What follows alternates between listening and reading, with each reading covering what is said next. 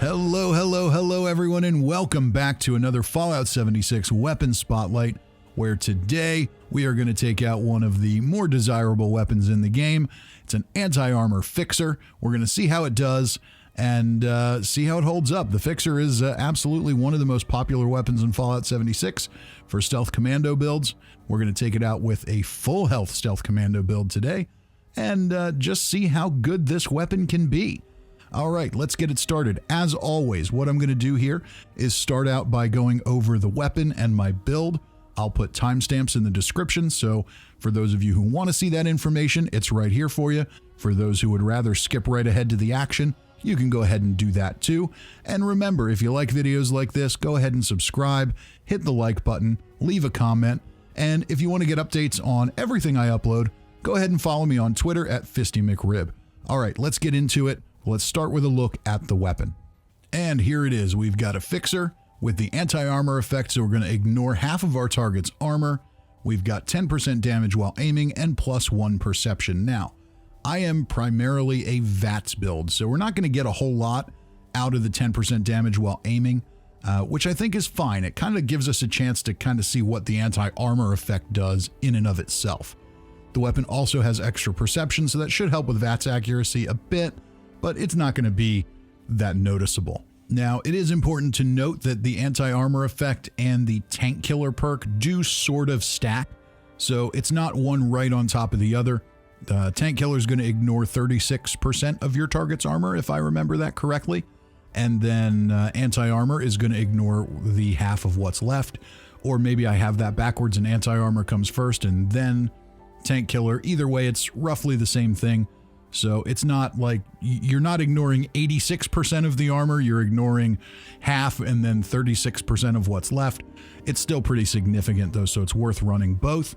As for mods, I've got the powerful automatic receiver for the most damage, a line barrel and stock for better hipfire accuracy, reflex sight for better VATS AP cost, and a suppressor so we can stay nice and quiet. Taking a look at mutations, you can see that I've got adrenal reaction on this character, so if our health gets low, we will do a little more damage, but we're running at full health today, so we won't get a whole lot of use out of that. Marsupial and bird bone, so I can jump high and land softly and get a little more agility. Eagle eyes for better perception and better critical damage. Egghead for more intelligence, which yields more XP. Healing factor, so I heal up in between fights. Scaly skin for some extra damage and energy resistance. And speed demon, so I can move quickly and reload quickly. So all of those are the mutations for this build. Pretty standard stealth commando stuff. Let's go ahead now and take a look at legendary perks. For this character, we're going to start with follow through. Ranged sneak attack damage increases damage to the target by 30% for 10 seconds. So basically, after we land a successful sneak attack, our target will take extra damage after that.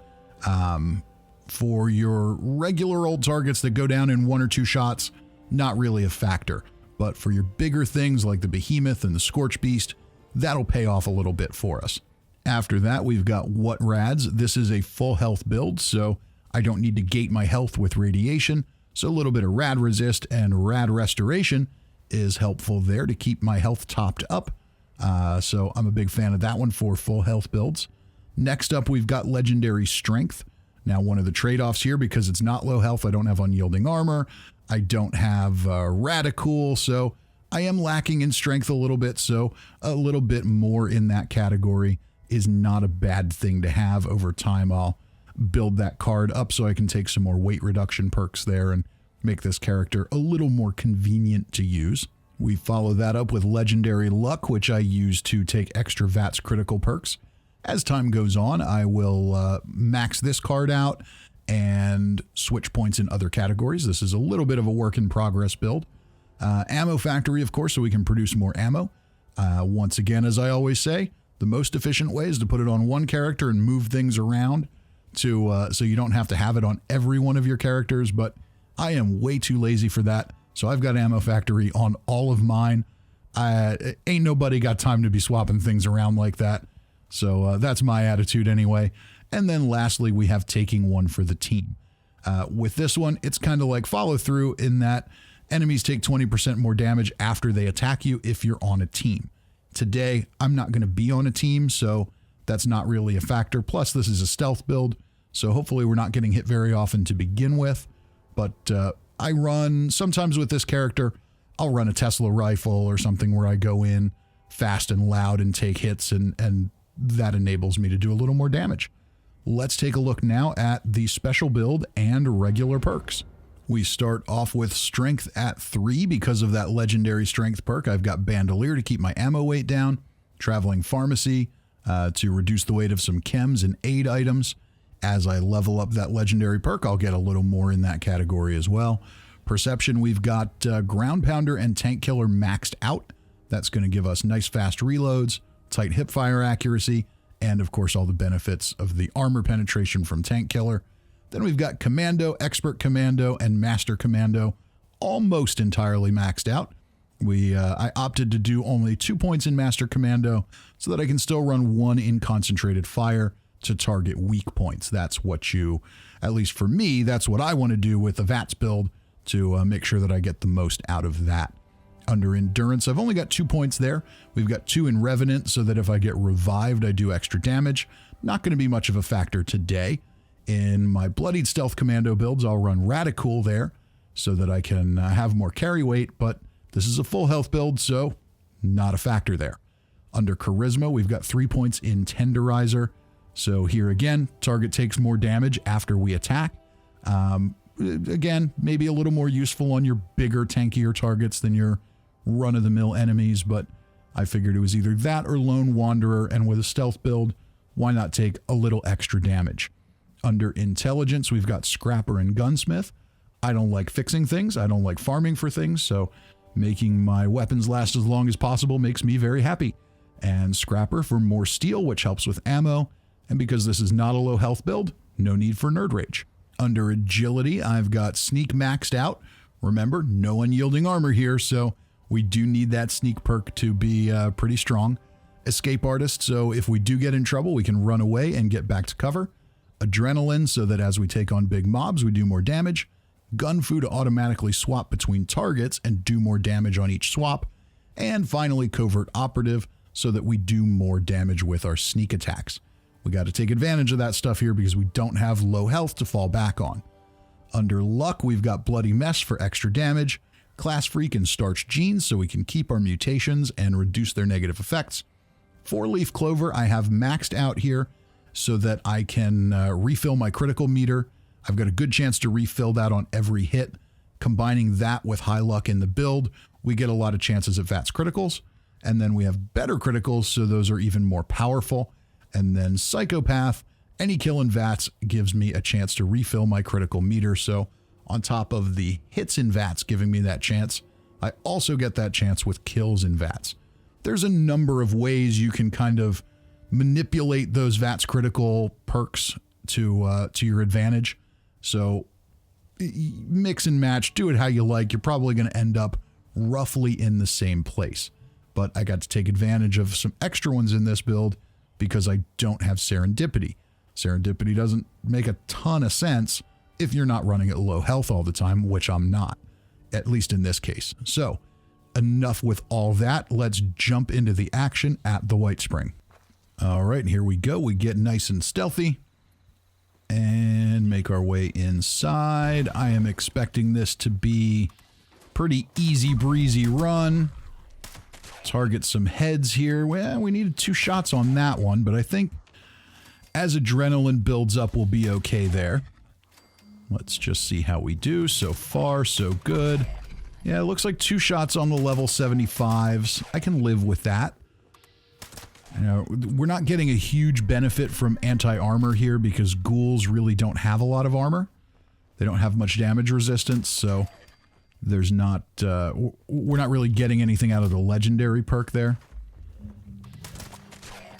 It's not like, anti-armor doesn't just make you do more damage, it ignores the damage resistance of your enemies. So if they don't have any damage resistance, then you're not really getting much out of it. So it doesn't do a whole lot special on ghouls. I'd imagine that a non-legendary fixer would perform just about as well. And what in the world is happening there? Okay. All right, fine. We'll move along. Heading downstairs. Let's see what we've got here. We've got one guy hanging out. Level 60, one shot. Easy enough. And yeah, so our level 75s are pretty consistently taking 2. Even with adrenaline built up. I can live with that. Still a highly, highly effective weapon. Somebody just snuck in behind me there. Uh-oh. Thought maybe I'd outrun him. Thought wrong. And we're detected. And I think that one was the one from the pool hall. Okay, stim up, get out of here. Now we're back in caution. And that's escape artist at work there. If you get yourself detected and you stand up and run away, go back into stealth, escape artist will help you get back into caution so that enemies can't find you. That's the whole point of running that perk. And I think we're in the clear here, but let's make sure. Oh no, we got one guy running around here. Okay. And you need to die. And our Wendigo. So we did okay there. I can live with that. And yeah, so not bad. And I'm fairly certain that all of the ghouls from outside just chased me in here. So we are going to go straight to the deep. And here we are on the catwalk to Kamiland, waiting for the Liberators to come down. Here they are. And now here we can see the anti-armor effect doing a little more. These higher level Liberators do have some pretty decent damage resistance. So anti-armor is a little more effective here than it would be otherwise. Some of those off in the distance, we definitely pay a penalty for range. But you can see we can still pretty effectively take out those targets. And there we go. Couple shots. You know, what was that? 2 shots on most of them. You know, if this were a non-legendary fixer, it would probably be 3. So that's a little surprise there. It took a couple shots to take him down. But no big deal. We'll grab that plasma rifle. I don't have all the plasma rifle mods on this character, so I have to remember to take advantage of that when I go through the deep. It's a good place to grab plasma rifles to scrap and learn those mods. And there we go. Come on. And this is why concentrated fire sucks for automatic weapons now. Even if you took 3 points in that, instead of getting a 1% bump every time you miss, you get a 3% bump. It's terrible. But, you know, hey, I guess we'll live with it. Automatic rifle commando builds are extremely powerful, so I guess I can live with that sacrifice. How about you? You want to die? Okay. There we go. These guys aren't really heavily armored either, much like the ghouls in the Whitespring, so again, we're probably not getting a whole lot out of this weapon, but it's still a fixer, so we still get our stealth buff. It's still very powerful. Let's do a little aim down sights. And we'll get a little critical on there. Or no, that wasn't a critical. That was just follow through working. And how about you? Okay. Yeah, that's much better. That's more like it. Okay. We'll make our way inside. And we should just have a couple hanging around down here by the front desk. I love how there's a reception desk at the secret communist underground base. That makes all the sense in the world. We've got to have a reception desk for visitors in our secret underground military base that no one knows exists except us. Okay, moving upstairs. So far, this has been a pretty simple run, as I expected. All right, and how about you? So there we did pretty well in the 300s and the 500 with critical, and in the 300s there. So there you can kind of see the difference in the armor. These lightly armored targets, you're doing as much as, like, we did as much damage on the power armor target as the non-power armor target, or at least almost as much. And that's really your difference there with the anti-armor effect, because those guys just don't have any armor. Now, according to the game, there's another commie in here somewhere, but I have no idea where. And rather than bore you with me looking for him, we're just going to jump over to Solomon's Pond and take out the Behemoth.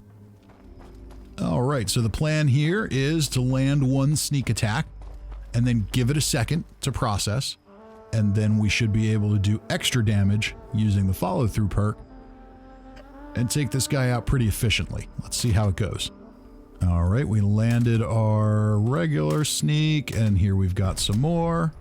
So far, so good. And I'm being really bad at using my criticals today. I'm just not remembering. But that wasn't too bad. So remember, not a low health build, so we shouldn't expect ridiculous damage. But so far, this has been super efficient. And here we are at the Fissure site. Let's go ahead and take out some Scorched and their controller. We should be able to stay pretty stealthy here, and the Fixer is helping us with that. Because remember, if you're a bloodied stealth commando build, you've got unyielding armor and agility that's just sky high. So really nothing matters. You're good to go. But with a full health build, even with 15 agility, you can still get detected. So the extra sneak benefit that we get from carrying a Fixer definitely helps a little bit. And we'll get some hits on the Scorchbeast. Hopefully we can get him to land. That would make life easier. Let's see how we do. Come on. Oh, this is going to be one of those Scorchbeasts that just pretends we're not here, isn't it? Uh-huh. Okay. Come on. Come on back. You can do it. All right, there we go. Now we're getting somewhere. Okay, we just needed you to get a little closer for just a minute, and then it was nice and easy to kill you. That's what I like to see. Let's jump over to Huntersville. And we'll start the trip off with some floaters. Okay, so they're a little tougher than some things, but not much. There goes a floater corpse, and let's make our way into town. So super mutants are probably one of the enemies where we're going to see one of the more notable effects of an anti-armor weapon. They've got pretty solid damage resistance, so being able to eliminate a good chunk of that is going to be very helpful. Let's get the guy up at the water tower first. How you doing, buddy? You having a good day? You're not about to. Oh, concentrated fire with automatic weapons is terrible now. Once we can finally get some hits on the target, we're okay. Of course, I could have just moved and that would have been much better, but yeah, you can see it's just not good anymore. Just isn't. And so far, so good. There's usually a dog. There he is. There's the super mutant hound. Let's get down here before he bites my face off. Thank you. And we'll make our way up to the town square. Finish off everybody hanging out here. So with a critical in there, that works well. 2-3 shots, maybe 4 if we don't have a critical, and it's a really tough one. But yeah, and that's what you would expect, I think, with a full health build. You shouldn't be expecting one-shot kills. 2 to 3 shots is probably really good. But if you work the criticals and you work your follow-through perk and all that, you can definitely do some pretty serious damage here. And there we've just got some body shots, a little bit of free aim to take advantage of that 10% damage while aiming, which it's not a very notable effect. The way things stack now, 10% isn't really 10%. It's just not very significant. Much better off using our VATs and our VATs criticals. So yeah, as we can see, pretty efficient run. We'll have a couple more down here, and then we'll talk conclusions. Come on out, super mutants. Where you at? I see you there. You can't hide from my VATs. Level 50, was that one shot? I think it was one shot. It's hard to say. Hard to tell. Take out some mines. I don't know why I'm wasting time doing this. One more mutant. There we go. And there's usually a dog around here too. I don't see him, and we're hidden. So I think we're good. Let's talk conclusions. So the big question is the anti-armor fixer good? Yes, it is. It's very good. If you are looking for a weapon for a full health stealth commando, you don't want to worry about running around at low health, managing rads, finding the best armor and all that stuff, then this is a really solid weapon. As you can see, I was able to do pretty good damage on everything. Very efficient farming weapon. Are you gonna go and solo a Scorchbeast Queen with it at a full health build? Probably not, but it's not impossible. At least I don't think it's impossible, but you're probably not gonna do that. But if you primarily do the big boss events in groups and everything else, you're just general farming and you like being a stealth rifleman or stealth commando, then an anti-armor fixer is an excellent choice. It's not going to do anything special for you against really squishy things like ghouls, but at the same time, you also don't really need it to. This type of build with that type of weapon, you're already killing them very, very efficiently, so there's not a lot to worry about there. The big benefit to the fixer is does more damage than a standard combat rifle.